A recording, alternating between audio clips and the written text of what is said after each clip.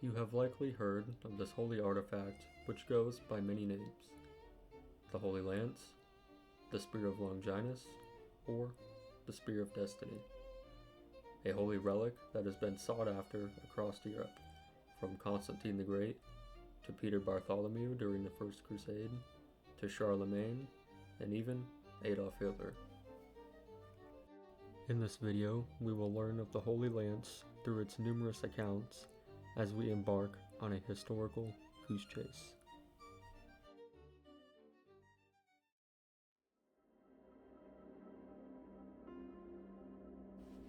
The year is 33 AD.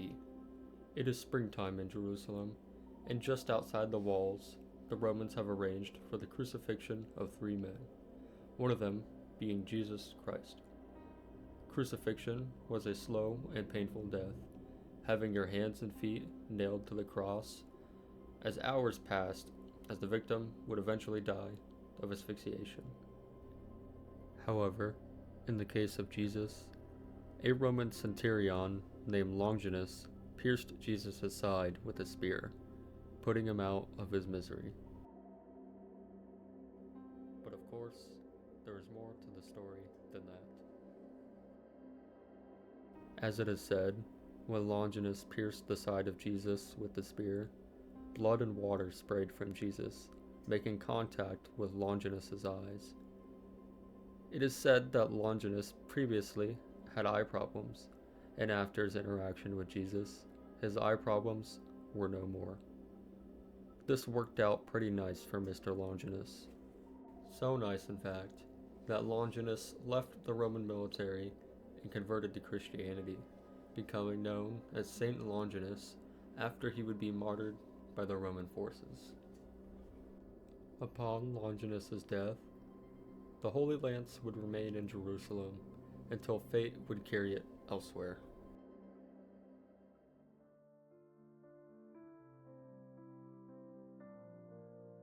Now that we have recalled the origin of the Holy Lance, we can understand that it plays a significant role in Christianity, as it joins the ranks of other occult relics such as the Holy Grail, the True Cross, the Shroud of Turin, and the Crown of Thorns. All of these items being acknowledged as holy and otherwise supernatural. In the case of the Holy Lance, it is said that it would bring victory in battle and conquest to whoever wielded it. However, it is also said that it would bring doom or death upon whoever lost or discarded it. With the Holy Lance's religious significance and occultish beliefs, we can understand why it became so sought after throughout history.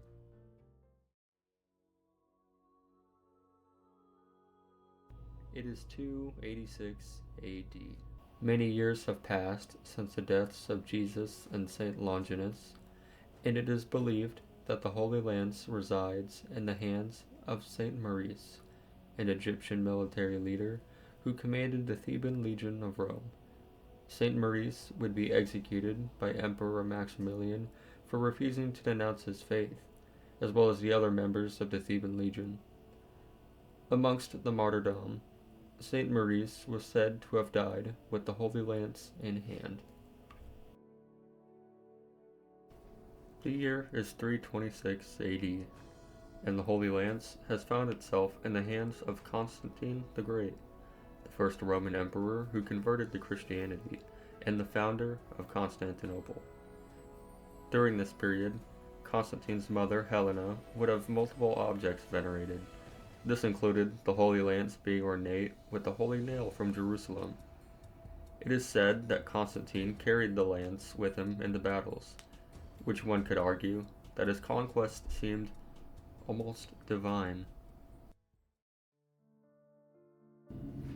During this gap of accounts, it should be mentioned that although there was only one Holy Lance that played its role on that fateful day in 33 AD, as it is a rather sought-after object, there are other accounts that contradict or are otherwise false, which may be mentioned later in this video, as well as fragments being distributed and replicas being made. The Lance's next account, chronologically, brings us to Charlemagne, king of the Franks, and unifier of most of Western Europe.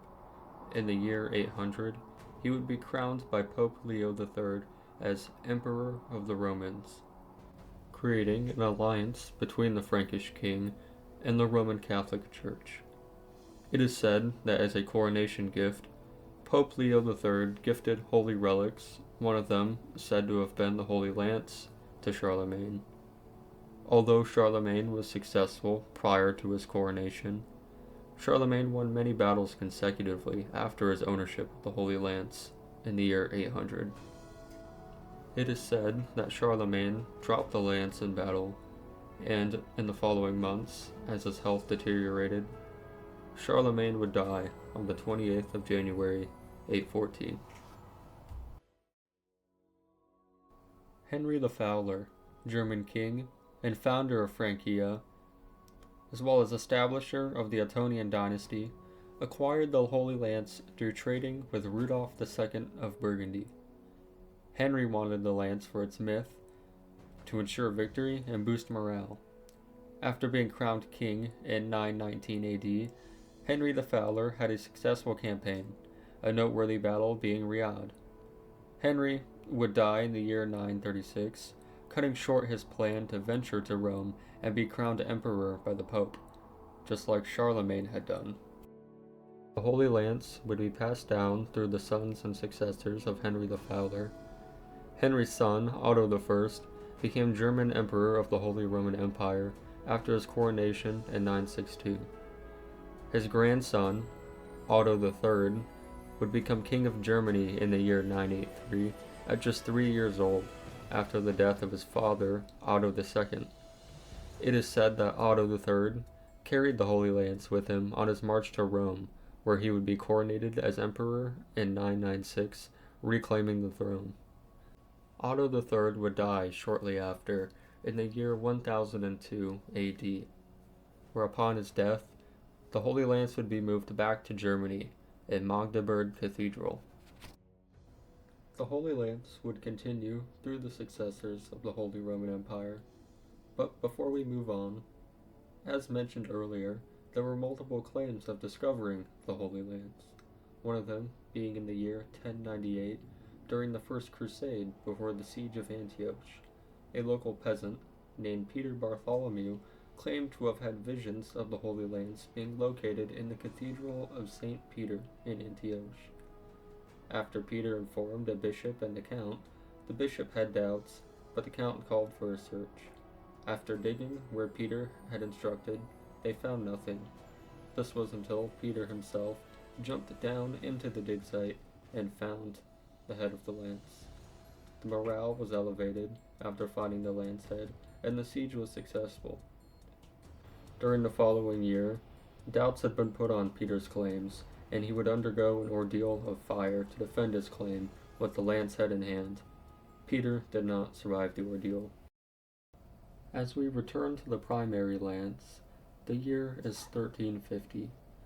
Charles IV, an avid collector of holy artifacts, holds the lance in his possession.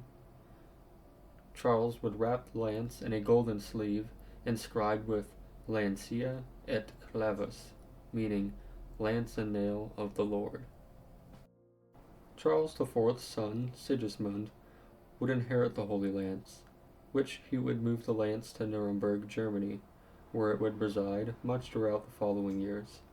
However, in 1796, the Holy Lance would be moved to a vault due to the revolution in France and the political climate of the time.